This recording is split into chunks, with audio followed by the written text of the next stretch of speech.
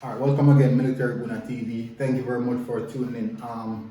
Southampton 1, Arsenal 0, and the game was won by an own goal by Gabriel Magalhaes. All right, so it wasn't the best performance, and we have seen a few guys who have consistently not turned up, come out again and does the same, not turn up as normal. The game finished 1-0. We have lost the ability to keep a 6 clean sheet in our competition. So we had 11 shots, 2 on target, 62% possession, and we did not do much with it.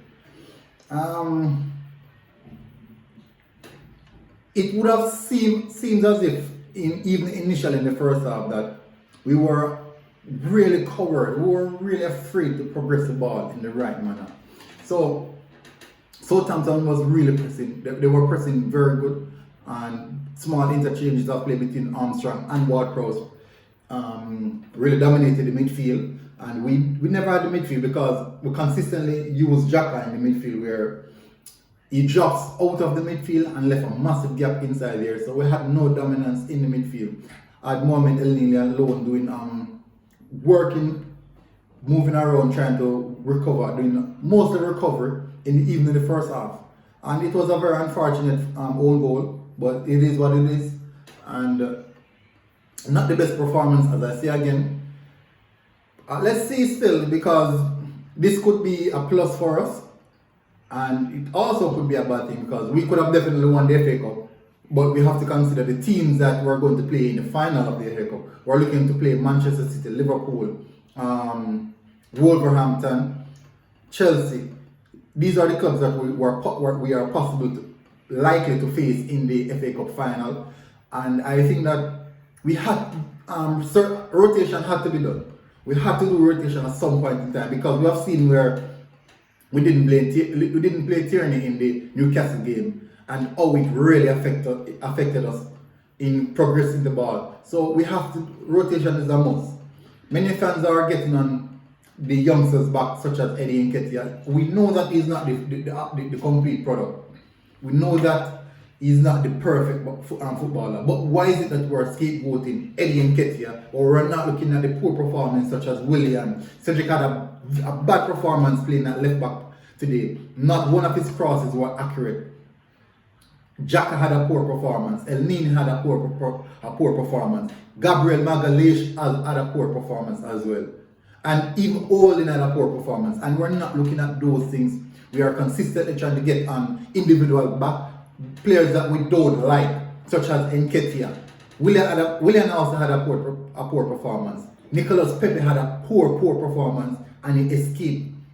He really escaped. Now, the game changed when Thomas Partey came on. We started to dominate the midfield. We get a bit more composure on the ball, and that is when we start to develop consistent pressure, or maintain consistent pressure on them in their final third.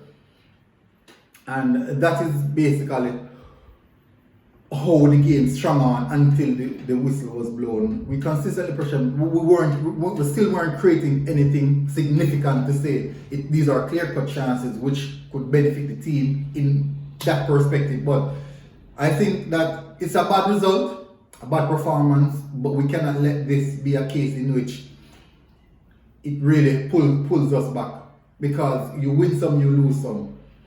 Now, the problem I have with Arsenal fan base is we're very reactionary. When we lose, it is the worst performance you'd have ever seen. And when we win, it is the most glorious and heaven-sent performance. We have to have some form of rationality in how we view these games as well.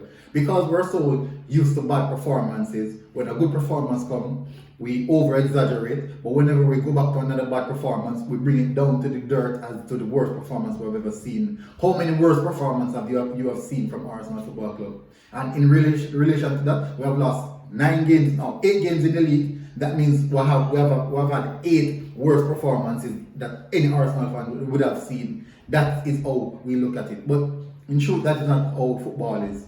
We win some, we lose some. And in context, we have seen where fans are now crying out for other players to come in the team, because we are seeing things that we think should have done better.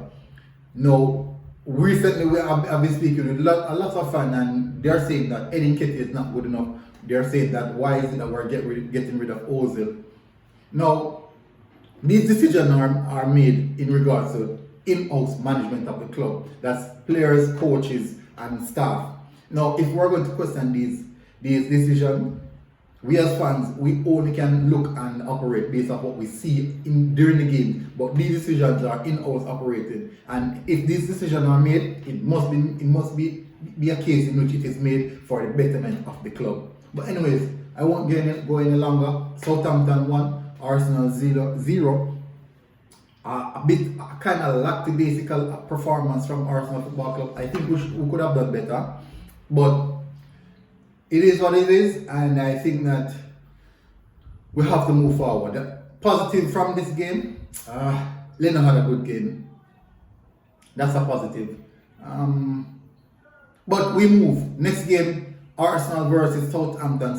Southampton versus Arsenal, and I think feeling out our best team in that game would serve a massive positive. Now, we didn't play with a creative midfielder. We didn't play with a creative midfielder now. Now we can see the importance of getting another creative midfielder in the team. Now, with the accumulation of Odegaard, I think that would be a positive for us, because it would mean that either one of Odegaard or Emile Smith-Rowe would have played in this game today. But because these guys are so crucial to our team, we cannot risk losing any one of them. But as I say again, thank you very much for tuning in, Military Guna TV, and this has been a good one. We win some, we lose some. Guess what?